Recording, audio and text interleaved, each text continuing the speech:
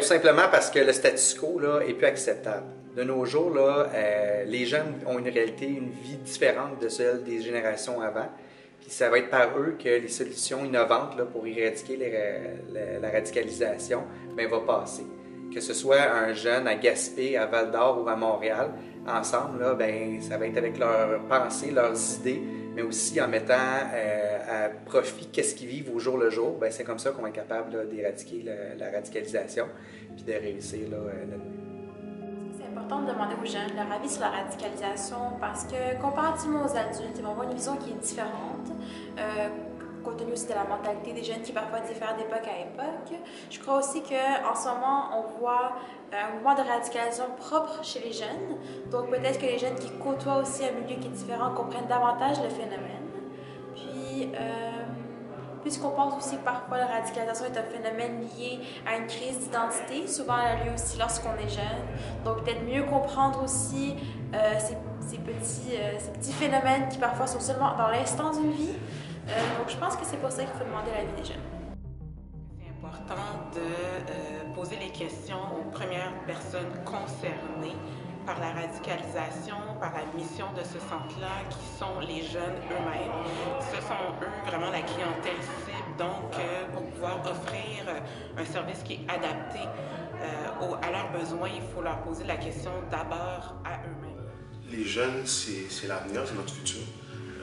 Les ados en 12 et 17 ans sont souvent confrontés à ces situations-là. Puis souvent, ils ne savent pas comment réagir, comment trouver des solutions pour pouvoir aider leurs amis qui sont peut-être victimes de radicalisation ou qui en font partie.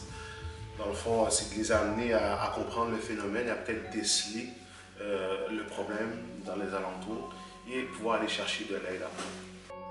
Il y a beaucoup de jeunes qui sont stigmatisés, qui grandissent dans ces difficultés-là, qui sont au bout du compte, on est des citoyens de nos pays.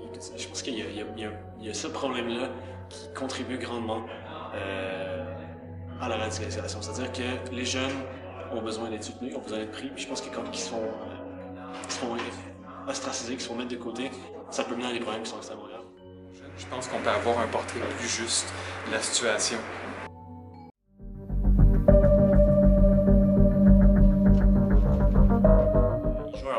Important auprès des jeunes dans la mesure où c'est une ressource essentielle, c'est une nouvelle ressource qu'on avait vraiment besoin partout au Québec, que ce soit à Montréal ou en région, afin de répondre aux questions, puis aussi d'offrir la formation, puis de l'information auprès des gens qui entourent les jeunes, mais aussi auprès des jeunes, pour savoir qu'est-ce que c'est la prévention de la radicalisation, qu'est-ce que c'est la radicalisation, et comment on fait pour prévenir cette érosion de ce mouvement-là.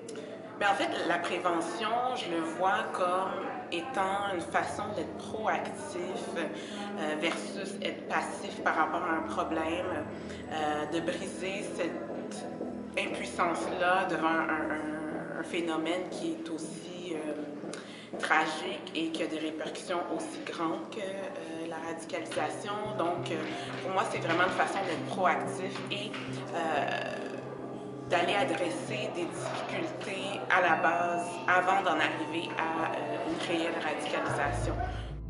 Au départ, on est dans une situation là, où le jeune, quand il est dans sa crise d'adolescence ou autre, là, va essayer de chercher des repères ailleurs.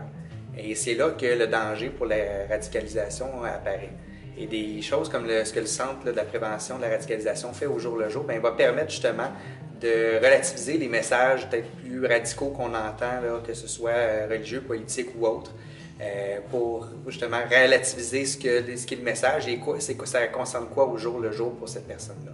Donc oui, c'est important ce que le Centre fait. Je pense que le Centre est une initiative très importante parce qu'elle regroupe différents intervenants de divers milieux, de diverses origines. Donc je pense qu'ensemble, ça fait une équipe qui va pouvoir trouver des solutions concrètes, qui va travailler avec les jeunes, qui travaille avec les gens du milieu,